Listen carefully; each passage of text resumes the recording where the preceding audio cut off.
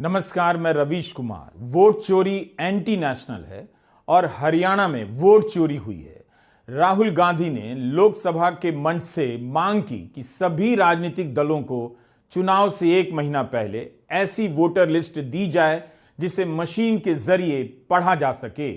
Give machine readable voter lists to all political parties 1 month before the election.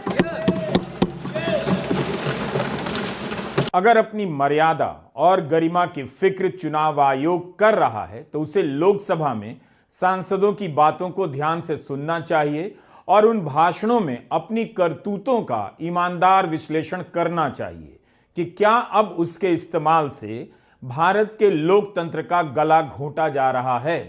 आयोग पर आरोप तो लगे, लेकिन आयोग को अब जवाब भी देना चाहिए।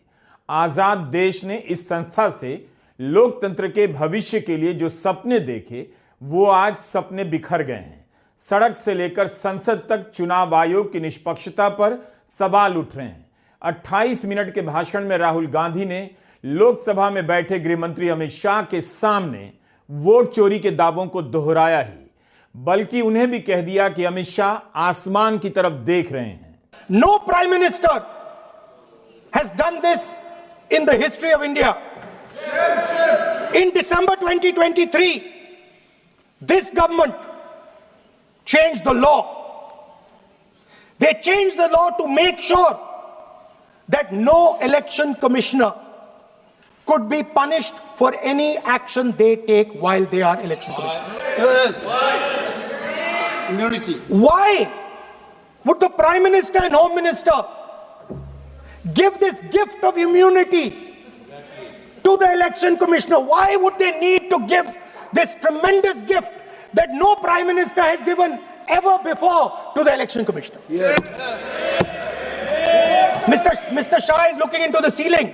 Maybe he will answer this question when he speaks.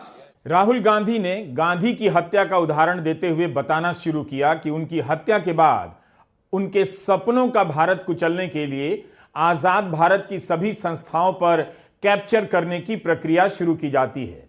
जब आरएसएस के बारे में राहुल बोल रहे थे तब उनका विरोध किया जाने लगा, मगर राहुल अपनी बात पर अड़े रहे कि वे अपना भाषण इसी तरह फ्रेम कर रहे हैं और दिखाना चाहते हैं कि संस्थाओं के कब्जे की शुरुआत कहां से होती है और कहां पहुंच चुकी है।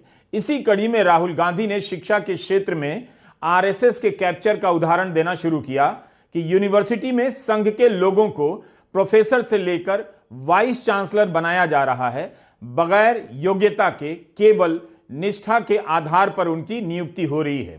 और इसी प्रक्रिया के तहत चुनाव आयोग जैसी संस्थाओं को भी कैप्चर कर लिया गया है। I am talking about the subject.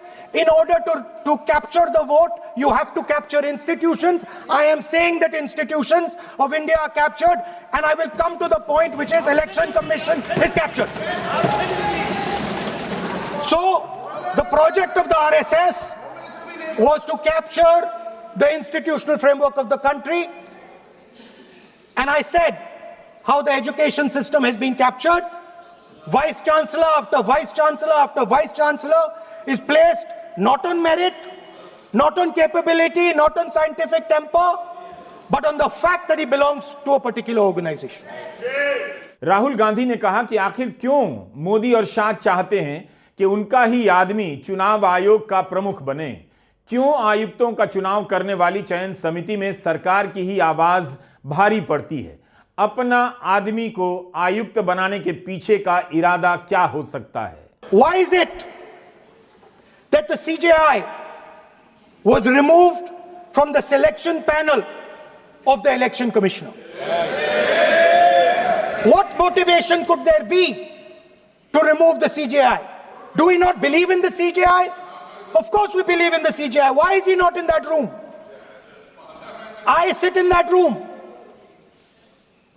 It is so-called a democratic decision. On one side, Prime Minister Narendra Modi and Mr. Amit Shah. On the other side, the leader of the opposition. I have no voice in that room. What they decide is what happens. So the first question, why is the Prime Minister and Amit Shah so keen on choosing exactly who the election commissioner is going to be? Amit Shah के सामने राहुल गांधी ने कहा कि आज CBI, intelligence agency, income tax पर कब्जा हो गया है और इन एजेंसियों के जरिए विपक्ष को टारगेट किया जाता है। राहुल उस फ्रेमवर्क को समझा रहे थे कि बात केवल चुनाव आयोग तक सीमित नहीं है। आज सारी संस्थाओं पर कैप्चर हो चुका है और उनमें योग्यता के आधार पर नहीं, अपना आदमी होने की योग्यता के आधार पर लोग बिठाए जा रहे हैं। What is the result of controlling the Chief Election Commissioner and the Election Commission? First of all, we have a set of election campaigns that are tailored for the Prime Minister. 3-month, 4-month, 5-month long campaigns are taking place so that the Prime Minister's schedule can be fitted in. Rahul Gandhi ने मांग की कि चुनाव आयुक्तों की नियुक्ति की चयन समिति के कानून को वापस लिया जाए। इसी संदर्भ में कांग्रेस सांसद मनीष तिवारी ने सुझाव दिया कि चुनाव आयुक्तों की चयन समिति का विस्तार होना चाहिए, इसमें संतुलन होना चाहिए और इसके लिए जरूरी है कि राज्यसभा के नेता प्रतिपक्ष और चीफ जस्टिस को भी शामिल किया जाए ताकि चुनाव आयुक्तों की नियुक्ति की प्रक्रिया में निष्पक्षता और पारदर्शिता नजर आए। हमने मनीष तिवारी और अखिलेश यादव के भाषणों पर अलग से वीडियो बनाया है, उम्मीद है आप उस वीडियो को भी देखना चाहेंगे। राहुल गांधी ने 2 और सवाल पूछे। सीसीटीवी फुटेज नष्ट करने के लिए कानून क्यों लाया गया? इसके पीछे इरादा क्या था? क्या वोट चोरी का मकसद नहीं था? चुनाव आयुक्तों को मुकदमों से बचाने के लिए कानून क्यों लाया गया और नियुक्ति की समिति से चीफ जस्टिस को क्यों हटाया गया? उन्होंने कहा कि चुनाव सुधार का काम बहुत मुश्किल नहीं, लेकिन कोई करना नहीं चाहेगा। अगर सुधार करना है तो इन सभी कानूनों को वापस लिया जाए जिससे सीसीटीवी फुटेज नष्ट करने की इजाजत दी गई है। चुनाव आयुक्तों को मुकदमों से बचाने का कवच दिया गया है। No Prime Minister has done this in the history of India. In December 2023, this government changed the law. They changed the law to make sure that no election commissioner could be punished for any action they take while they are election commissioner. Yes. Immunity. Why would the Prime Minister and Home Minister give this gift of immunity to the election commissioner? Why would they need to give this tremendous gift that no Prime Minister has given ever before to the election commissioner? Yes. Mr. Shah is looking into the ceiling. Maybe he will answer this question when he speaks. And finally, why was the law with regards to CCTVs and the data that they contain changed?